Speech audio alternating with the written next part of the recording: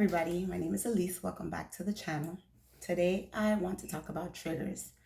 Have you ever been listening to some music or watching TV or out somewhere and you see or hear something and it instantly feels like you've been transported back to an event that you experienced that may have either been traumatic or just really impactful?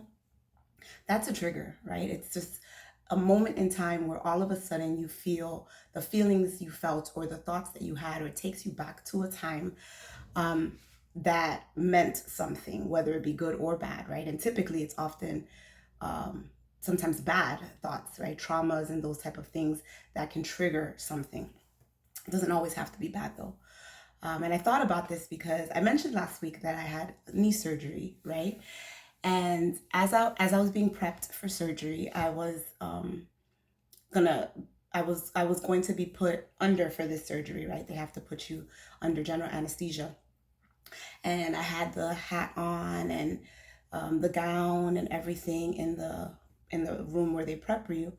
And I went to take a picture of myself. I'm always taking different pictures, whatever. I went to snap a picture of myself to send to my mom to let her know that I was about to go in for surgery, like it was about to happen in the next few minutes. And it was almost like I hit the capture button for the picture. And all of a sudden, I was transported back to the last time I was wearing a hospital gown, which was the day that I delivered Samara. And I started crying. It was the weirdest thing because although, like I said, I have been getting triggered easily, I haven't had such an intense reaction so quickly. It was like a snapshot happened, and all of a sudden I was transported back in time, and the tears started, and I started feeling super overwhelmed and anxious. Um, it was weird, and I even woke up from afterwards. Fast forward, I woke up from the procedure crying. I cried for probably the first 10 or 15 minutes as I was waking up. I spoke to one of my anesthesiologist friends, doctor friends, and was told that this is a common reaction to waking up from anesthesia, that some people do wake up crying and just feeling different emotions. But I was just so triggered that day. It was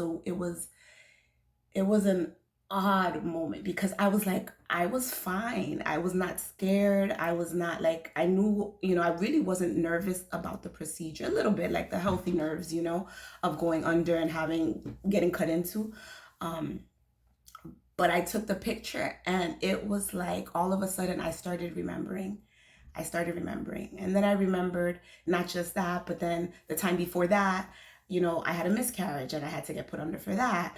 And it was just a barrage of emotions, and I had to literally do some deep breathing. I had to refocus my thoughts. I had to do all the different techniques, coping things that I've had to teach others and practice myself to get through those moments. But why is it important, and why do I want to talk about this? And it's because we all experience triggers, right? Some of them we can avoid because we can avoid going to places or hanging out with people that trigger us or make us remember negative things.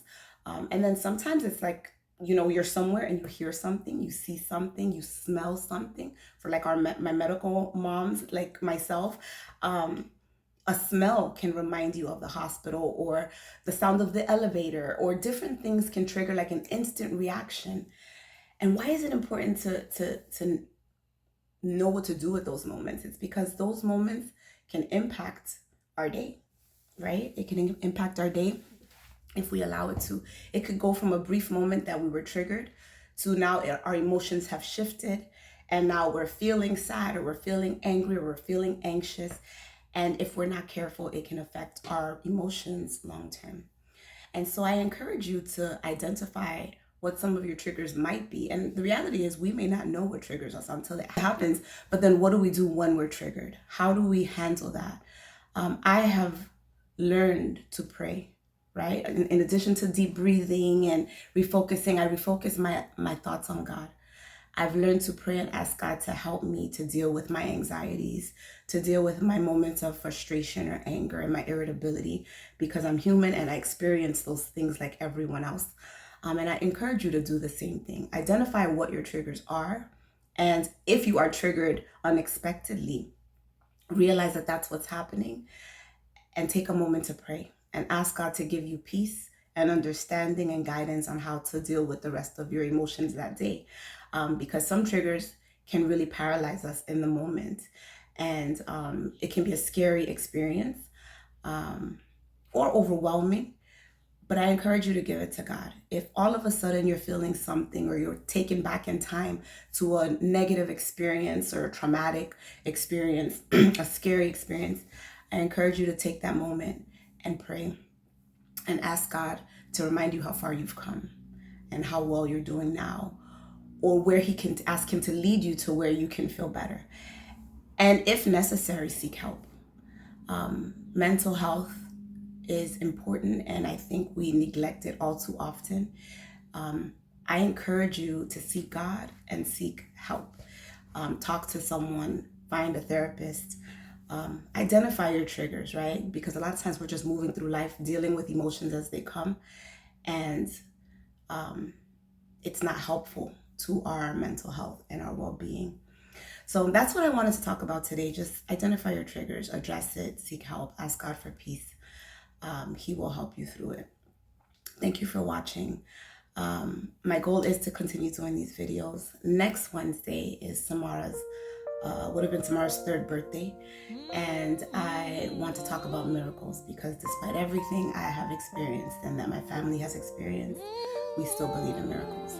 May God bless you and keep you. May you have a great day. May you have peace in your hearts. And I look forward to talking to you again next week.